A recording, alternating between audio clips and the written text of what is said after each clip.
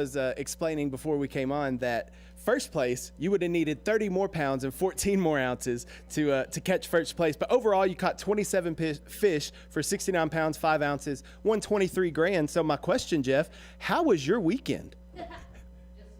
Well, I fell a little short of the goal line.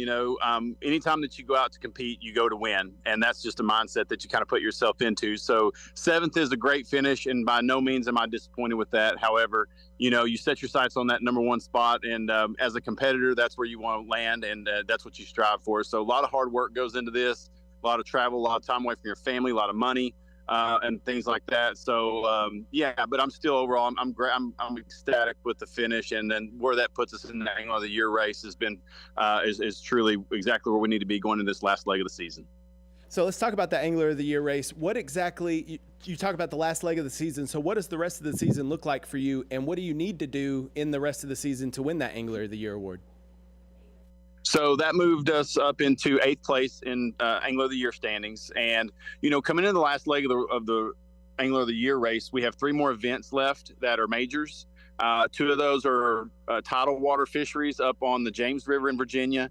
And then we have another one on the Chowan River in North Carolina, but followed by the St. Lawrence River in upstate New York. So a lot of northern and far easterly swings with tidal fisheries and a lot of current.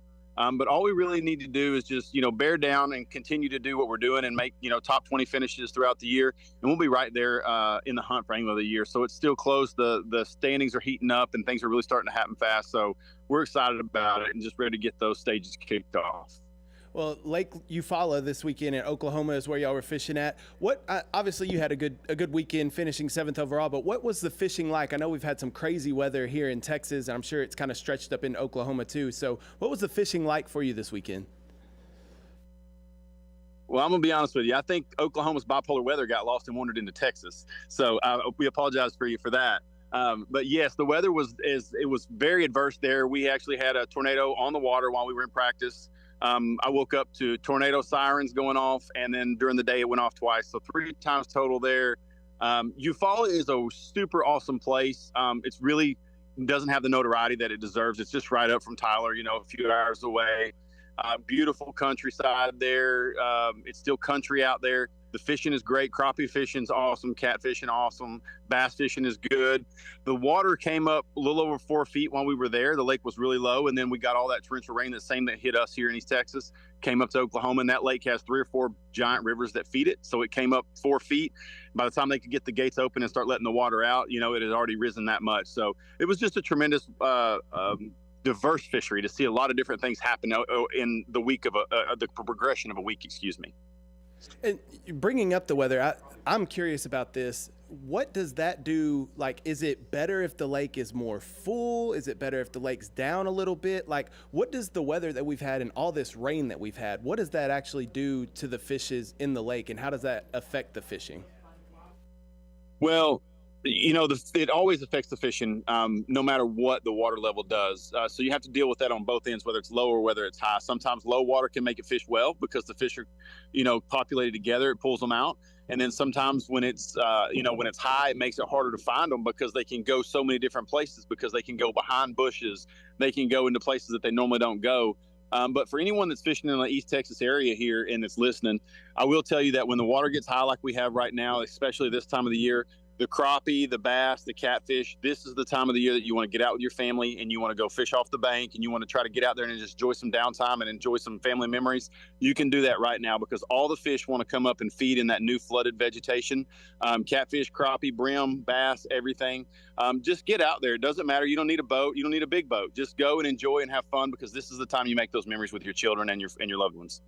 Absolutely. I love that. And listening to you talk about it, I was picturing and seeing what you're saying.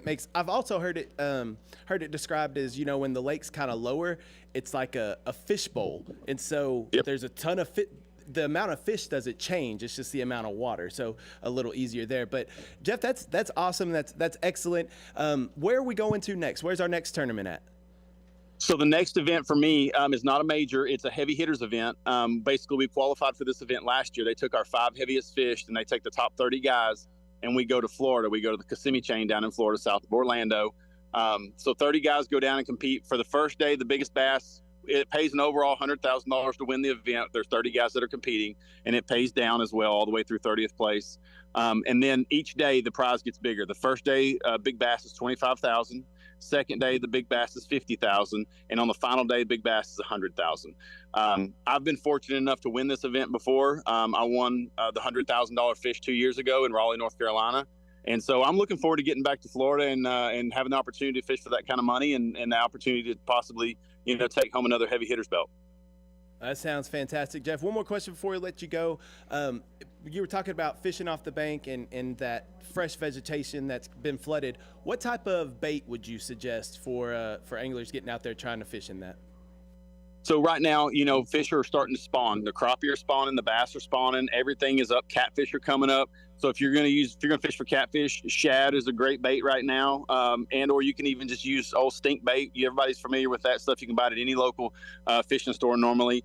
Bass fishing, obviously like brush hogs, lizards, these sorts of things that are that bass get territorial this time of the year and they don't want anything around their bed. So a lizard invading their bed or a brush hog, which looks like a bluegill or a brim, come to their space. They don't like that. And as far as a crappie, just a small crappie jig. And if the water's got a little color to it, chartreuse, which is green, or like a little pink, also works really well for crappie this time of the year. And listen, a friend of mine always told me when I was growing up teaching me to fish, he said, hey, if they got water over their eyeballs, they're happy. So you don't have to go real deep. Sometimes when we have a boat, we're throwing at the bank and everybody that's on the bank is throwing out in the lake as far as they can get. Just remember, it's not always how far out you throw, it's what you're throwing around. Those trees, those bushes, and those concrete things are really important to fish around.